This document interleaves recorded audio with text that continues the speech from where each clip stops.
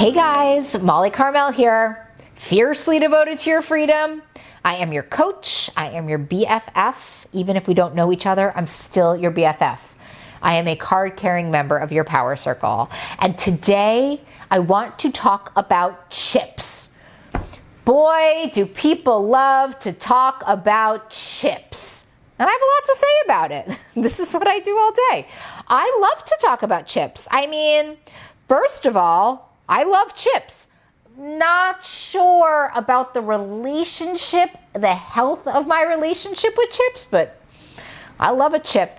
I love a bite, lick, and taste. But this is not the part of me that's healthy saying that. And so that's why we need to have a conversation about it. Because the thing is, this relationship with food has a lot of blind spots in it. And within those blind spots, we can really get delusional. Remember, a delusion is a lie we tell ourselves. And so we can really get caught up in telling ourselves lies that we're starting to believe. And then it's like, you know, the drink has a drink. No, the man has a drink, the drink has a drink, and the drink has a man. And like the last thing I want is to put this beautiful relationship that you are creating with food at risk in any possible way. So anyway, we have to talk about chips. And boy, do we have to talk about chips, because the kinds of questions that I get about chips is like never ending. And I love it because I love your questions and I love your comments and I love you. And you know that that's true. So listen, let's talk about the first kind of chips, the potato chip, because with the potato chip, the big question is, Molly, here's what the ingredients say. Potato chips, oil, salt. Doesn't sound like that has sugar and flour in it. And like, I'm with you. It doesn't have sugar and flour in it. But here are a couple things, right? So number one, if you're trying to release weight, I don't know any food plan in the history of the world that has one serving of potato chips on it. So what I say to people is this, like, listen, you're the boss, applesauce, but if you're really feeling like you want to shell out 100-calorie serving of potato chips and have that as your carb in your relationship rebuild plan, here's why I'm laughing. I'm not laughing at you. I'm laughing because I'm thinking about how many chips that is. And I'm thinking about like how hilarious that would be to me, like eating 8 chips. I'd be like, where is my food? So to me, that would be like kind of mean.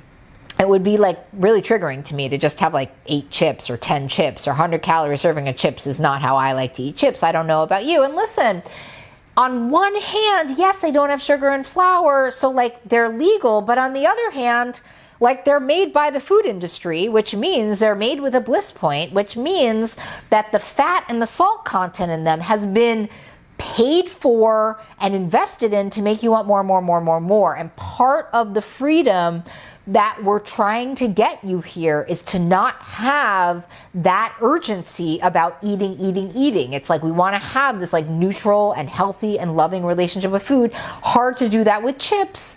And on the other hand, like if you're in a scenario where you either going to eat a brownie or you're going to eat a potato chip, right? Because when we go to the brownie, we make a chemical. But then, God bless America, God bless the food industry, right? Like, we have all these new chips on the horizon, and we have the corn chip, and we have the vegetable chip, and we have the cassava flour chip, and all the chips. So here's what I'm going to say about it. I want you to go to your core values with me. I want you to go to your core values, because very rarely is eating chips in alignment with your core values. So the first thing I'll always say is this, right? Can you have the serving size of it? Does that work for you? Okay. Does it make you want more later? No? Okay. Like, turn your brain on. This is your relationship with food. This is your relationship with potato chips. More often than not, eating chips leads to wanting more chips, which is probably not, I don't know if like obsession and urgency is in your core values.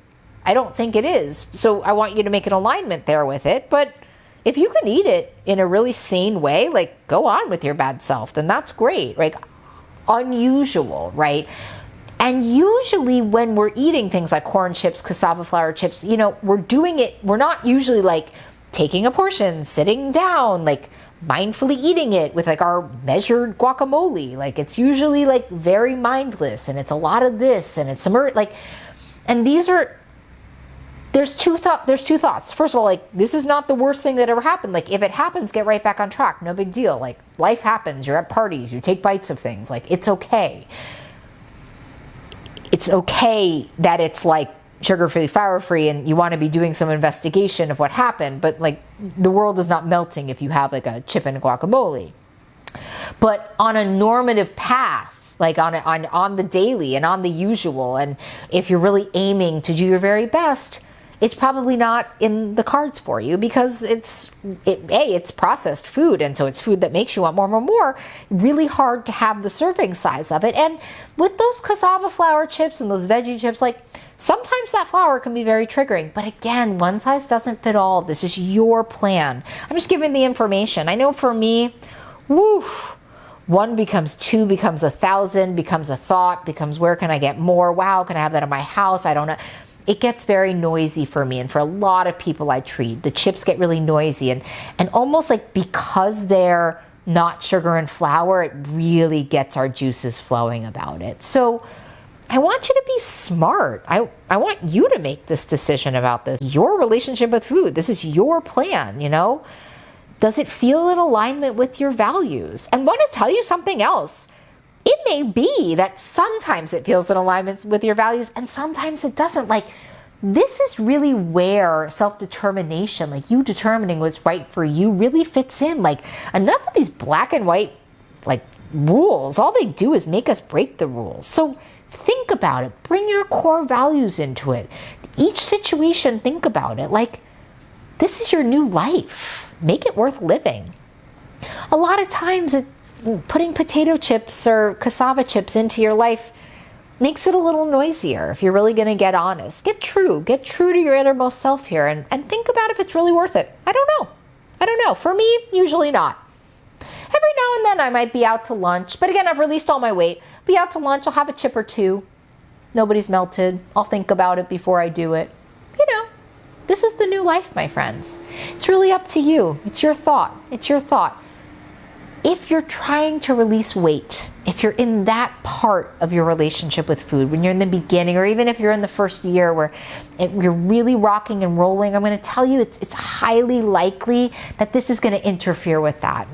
Why do we need more triggers? You're nailing it right now, right?